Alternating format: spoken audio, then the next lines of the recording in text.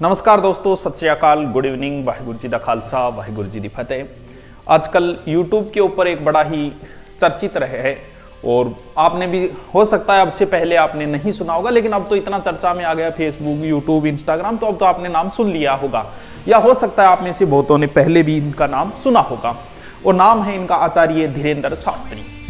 मैं आपको एक एक चीज ना कि किसी का पक्ष रखते हुए ना कि विपक्ष रखते हुए आपको मैं बता रहा हूं। ये आपका निर्णय है कि कृपा है, जादू है या पाखंड है, अंधविश्वास है या हनुमान जी महाराज की कृपा, ये फैसला आपका है, ये आपको सोचना है। मैं एक अध्यापक के नाते जो बता रहा हूं, जो चीजें हैं उनको बताते हुए आपको लास्ट तक ले जाता हूं। आप लास्ट तक देखें, फिर आपका निर्णय है, अपना निर्णय। इनका नाम है आचार्य धीरेंद्र शास्त्री और इनके दादा का नाम है भगवान दास गर्ग और इनके पिता का नाम है राम कृपाल गर्ग। इनके राम कल्याणी, ये दो भाई हैं। बड़े भाई धीरेंद्र शास्त्री जी हैं और छोटे सालिम राम गर्ग, जैसा कि इन्होंने एक इंटरव्यू में बताया उस आधार पर। वर्तमान में ये बागेश्वर धाम के पीठाधीश्वर हैं और इनकी उम्र लगभग 26-27 या लगभग 26 साल उम्र बताते हैं इनकी। अब बात करते हैं हम बागेश्वर धाम की कि ये कहाँ है, क्या है। बुंदेलखंड आपने नाम सुना होगा, खजुराहो तो सुना ही सुना होगा जी के पढ़ने वालों में। ये छतरपुर MP के अंदर, उसी के आसपास में पड़ता है, छतरपुर MP के अंदर। अब यह है कि यहाँ किस वजह से ये प्रसिद्ध हुए, क्या इन्होंने अपने बचपन के बारे में भी बताया। धीरेंद्र शास्त्री आचार्य, लोग इन्हें बाबा कहते, जबकि ये खुद को ये कहते मैं कोई बाबा नहीं हूँ, मुझे धीरेंद्र शास्त्री आचार्य होगी। तो इन्होंने बचपन के बारे में बताया कि बड़ी गरीबी में बचपन गुजरा है और धीरे उस समय मैं राम कथा करता था या कथा करके अपना जीवन यापन करते थे परिवार का और का, इस हिसाब से। तो इन्होंने इंटरव्यू में जब पूछा गया पत्रकार कि अब आप गाड़ियों में चलते हो, तो उन्होंने कहा कि भक्त हमें गाड़ी दे जाते हैं कि आप बैठिए कुछ दिन तक कृपा, तो हम उनकी इज्जत रख लें, गाड़ी रख लेते। मेरे पास वर्तमान में कोई गाड़ी नहीं है, सिर्फ एक मोटरसाइकिल है, ऐसा इन्होंने इंटरव्यू के अंदर बताया था। अब बात यह कि बागेश्वर धाम क्यों चर्चा के अंदर है।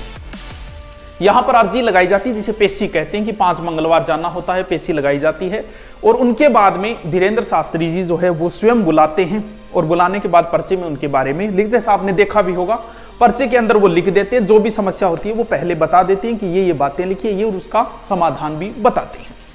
पहले इतने प्रसिद्ध नहीं थे ये, बाद में YouTube की दुनिया में आए। YouTube पे इनके वीडियो और कुछ चैनल भी होते हैं, जैसे टीवी वगैरह चलते हैं ना धार्मिक कथा, उन पे आने के बाद में धीरे धीरे ये प्रसिद्ध है। लेकिन वर्तमान में और एक बात और बता दूं, जून 2022 में इन्हें धीरेंद्र शास्त्री लंदन संसद ने 3 अवार्ड भी दिए थे।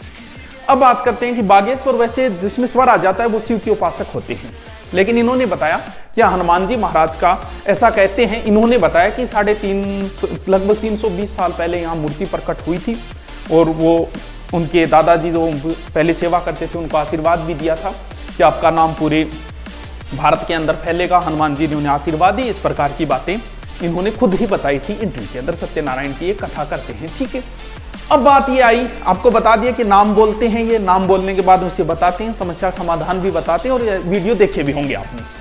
अब बात ये आई कि ये चर्चा में कब आई। ये कथा करने के लिए गए हुए थे कहाँ, नागपुर के अंदर। कहाँ, नागपुर, महाराष्ट्र के अंदर। महाराष्ट्र के अंदर एक अधिनियम बना हुआ है जो अंधमूल श्रद्धा से संबंधित जो है अंधविश्वास फैलाते हैं और वगैरह, उनसे संबंधित एक अधिनियम बना हुआ है और उनके प्रमुख जो है वो है ये, जिनका नाम है श्याम मानव।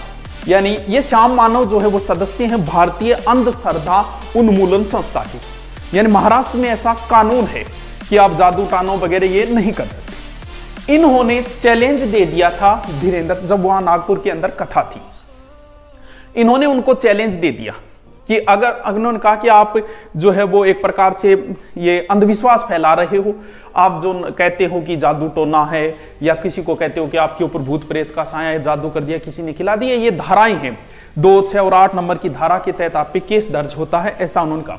अगर आप बता सकते हो तो फिर हम, इन्होंने कहा है ये चामानो कि अगर आप बता सकते हो तो फिर हम आपको 10 आदमी देंगे, आप उनका डिटेल बता दो, फिर एक कमरे में 10 चीजें रखेंगे और आपको कृपा होती है तो आप बता दीजिए कि ये 10 चीजें रखी गई। अगर आप ऐसा 10 में से 90% बातें भी आपकी सही मिल गई तो हम आपको 30 लाख रुपए इनाम दें। वो आपकी मर्जी, आप लेते हैं या नहीं लेते हैं, ठीक है। और आपको भी 3 लाख अगर आप देते हो तो भी देते हो तो ठीक है, नहीं वरना फिर आप ये चीजें बता दीजिए।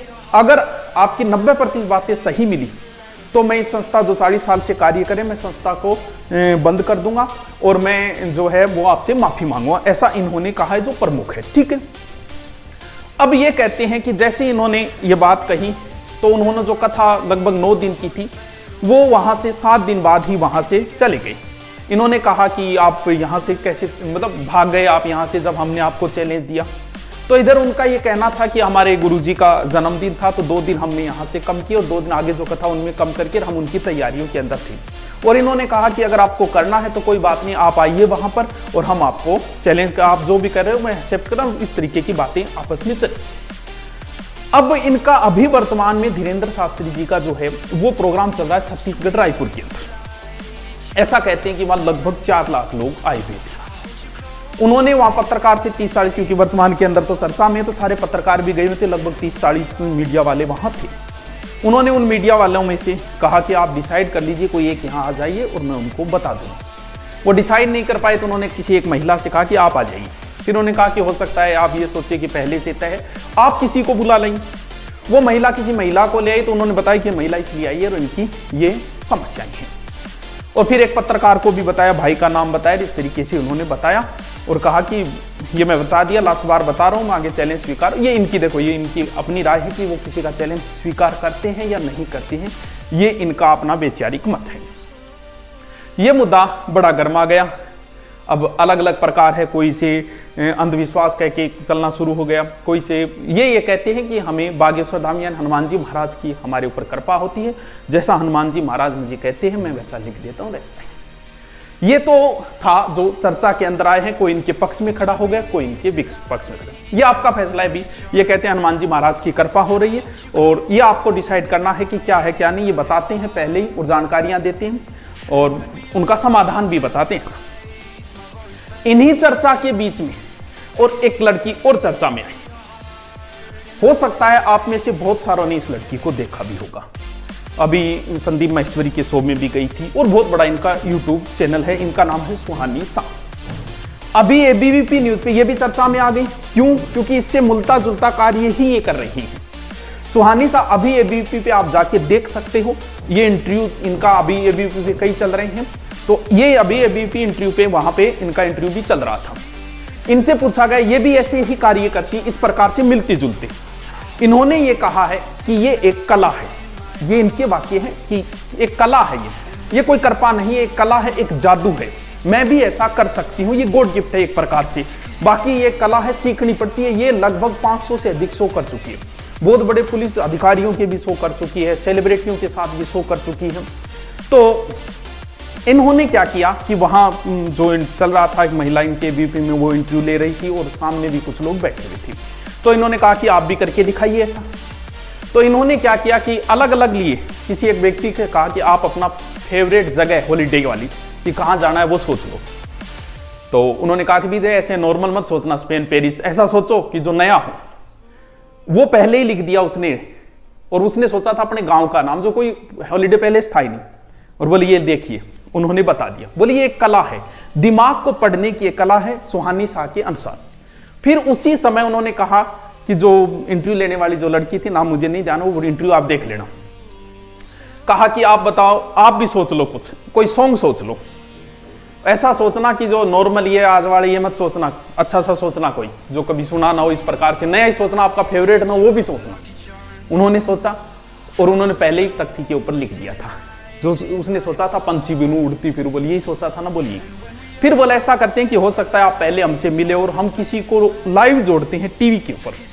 उसी समय जो शो चल रहा था, टीवी के ऊपर जोड़ा गया शिवानी दुर्गा नाम से एक महिला को, मनाली से। वो आप देख सकते हो इंटरव्यू, जो तंत्र विद्या की जानकार थी। उन्होंने भी कहा कि मैं सुहानी शाह के देखा जरूर है लेकिन मिली नहीं हूं कभी। तो वो लाइव थी टीवी के ऊपर। उनसे भी कहा कि आप कुछ सोचो। तो सुहानी शाह ने कहा कि दोबारा सोचो। जब सोचा तो पहले उन्होंने लिख दी थी। उन्होंने सोचा था कि सचिन की मर्डर हिस्ट्री कब सोल्व होगी। तो सुहानी शाह ने कहा कि मैं आपको 2-3 बार इसलिए ऑब्जर्व कर रही थी क्योंकि लोग सुशांत की सोचते हैं, मैं सचिन और सुशांत में कंफ्यूज हो गई थी। आपने ये सोचा, बोला हाँ मैंने यही सोचा है। तो इनका ये कहना है कि ये एक दिमाग पढ़ने की एक कला है जो कोई भी कर सकता है।